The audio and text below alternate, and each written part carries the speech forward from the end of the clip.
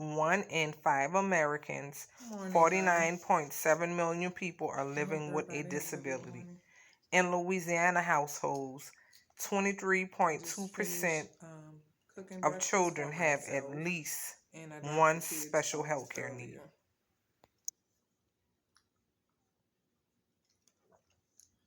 So this morning, I'm just going to talk a little bit about Chasity and how she got to the group home.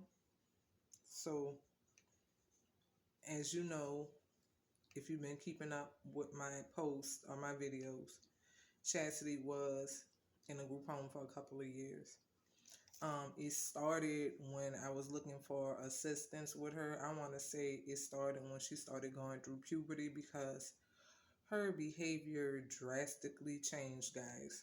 I mean, drastically. She was having such aggressive behavior during the time. I want to say that it was between 11 and 12, and I didn't know how to handle it. I didn't have assistance, and I was asking people to assist me and help me, and nobody would assist and help me. And I'm dead serious when I say, like, literally, I need help and nobody would help you. That's literally what happened. And it started affecting me mentally, like all of the stuff I was dealing with her during the time. So, and it got so bad that even when my mom would come, she would start attacking her. She was having like these rages. I want to call them rages or fits. So, and she was just like around 11 or 12, probably more like 12, around the time that puberty would usually happen. So I don't know if you heard, but usually when all of these hormones start raging during puberty, it has a big effect on children that are disabled, It really affects them. I mean, it has an effect on normal kids, but especially on the disabled kids. So it affected her behavior really, really bad. She was acting out in school. She was acting out in home. We could not control her at all. So that's what happened basically with the group home. And my mom had her for a while. You guys, my mom would have bruises up and down her arms, bite marks. When I said it was so serious, and she didn't know what to do. She probably thought she could handle it, but my mom was getting older, and I was like, no, you can't handle her. I can't handle her. So I forgot what you call it. It's a 72 hours. It's something in the hospital, and they hold you for like 72 hours. I can't think of it off the top of my head, but that's what I did with my daughter. Imagine that. Like my 12-year-old daughter, I had to do that with her because in Louisiana, it was the only way for us to get some type of assistance because by that time, I think Jindal had like taken and wiped out all of the mental health facilities, and really it was any type of mental health assistance. He had wiped it all out, gotten rid of it, you know, nothing. So they basically held her for 72 hours. And even there, the doctors were telling me that it's hard. We don't really have anything in Louisiana. We don't really have any placement for her. And I think during that time, she had like a social worker.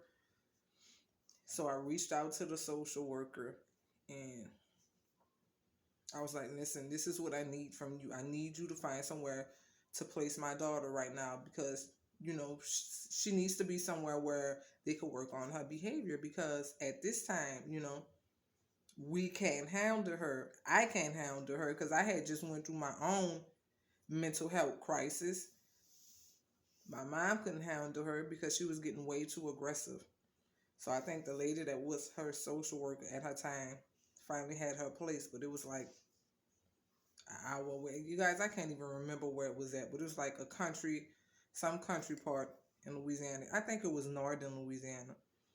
So anyway, we had her place, and this is like right before we moved from Louisiana. I had a place there, and they were really, really nice guys. They weren't me, of course. I can't even think. They weren't me, and I'm real picky about who has my daughter, but compared to the group home I had her in here in Texas, they were really, really sweet. I mean, home cooked meals. The lady would wash her hair. She would do her hair.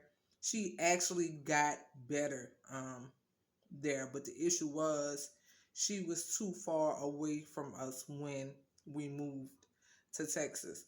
And I would have to make like a long, long drive just to get to her, over an hour, over 2 hours. I remember driving back and forth, and it was just wearing and tearing on me. Um, but she was doing really, really good at that place. I'm sorry I had to pull her. I think there was one incident, I think, where I believe that the diaper they had left, the she don't wear diaper, not diapers, pull ups on her too long, and she had broken out or something like that. I think it was too tight. I think it was too tight. And you know how it rubs off on your skin? And that was the one incident, and I got angry. But other than that, I don't really remember having any issues with those people at all. And I think that is the same place that started her on like some of her behavior medications. I can't think of the name of the place. But yeah, I don't feel bad about parents that have to place their children in group homes. I'm gonna explain to you what a group home is. A group home is a home. It's like a house. It's not a facility. It's not a nursing home. A group home looks like a house, and it could be in a neighborhood. Most group homes are like in suburban neighborhoods. Okay, you wouldn't know it was a group home unless you knew somebody that worked in there.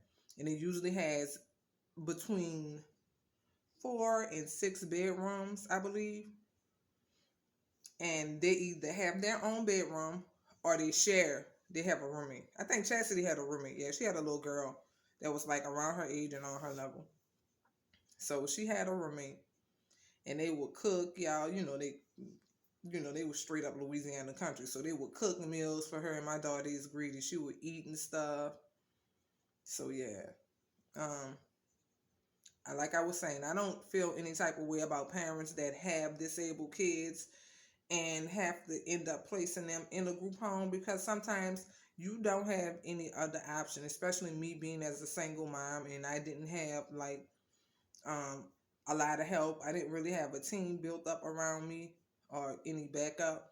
So, and even people that have a team have to make these hard decisions with their kids. And even married couples, if you have a disabled child and they usually age out of the system. And when I say age out of the system, I mean they're no longer old enough. They're too old to go to high school. I think they're allowed to go to high school until they're like 21 or 22. So the question is, after that, what do you do with them? How do you keep them active? How do you keep them consistent instead of just sitting in the house? And a lot of these programs in the United States, they have taken funding from a lot of these programs. If you're not the type of parent that can afford it yourself, sometimes they have long waiting lists. And if you're a working parent and you have other children to take care of, and if you basically have a life, because some of these kids, they really cannot function off schedule. You know what I'm saying? They may have bad days. They may need somebody to watch them. Can you afford a nanny? Can you afford a babysitter around the clock? For you to have to bring them everywhere you go. And sometimes they may not want to go. They may have meltdowns. And that ruins it for wherever you're going or for the other family members. You know what I'm saying? There's just certain situations that they can't necessarily deal with. So you either have to stay home, right? You have to bring them with you, or you just don't go.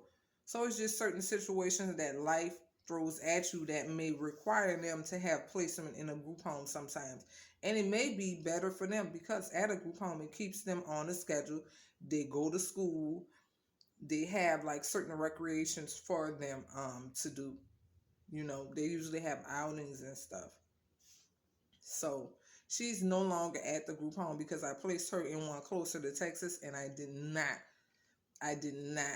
like it. I didn't like the treatment she received there. I felt like they weren't feeding her good, you know. So unfortunately that ended. I don't know if she'll need to be placed again in another one once she gets older, because she's just 17 now. What I'm hoping is that I get until a point in my life where I can hire the people that I need to take care of her. Because, like I said, the government has cut a lot of programs, not just in certain states, I believe all over the United States, especially for the disabled and the elderly. And what they give you is scraps. So you either can accept what they give you, which is probably the bare minimum, or you'll end up paying out of pocket to get the proper services for your child, which is really sad, because there are so many disabled people, disabled children, that they're going to turn into disabled adults. And then also the fact that they have elderly people that need these services also, you know. So this is what happens in situations like these, you know, when you're looking for help and you can't find the assistance. Imagine parents that need to work and they can't work because they can't find anyone to watch their kids. They work certain hours and their kids get home from school, there's nobody there. Because I was in that situation and it was just like a couple of hours I needed somebody to be with her. And I had a hard time, especially during COVID, because we have a healthcare shortage. There's a shortage in healthcare everywhere. So the people that were supposed to be coming or aiding and sending people to the house, they didn't have enough of workers to send here. So it's just situations like that, guys. So that's just a little bit of the story on how Chasity ended up at the group home. I'm going to finish drinking my tea and eating my breakfast. And yeah, I'm supposed to be going out and treating myself today. So I'll talk to you guys later. You have a good day. Have a good morning. Bye-bye.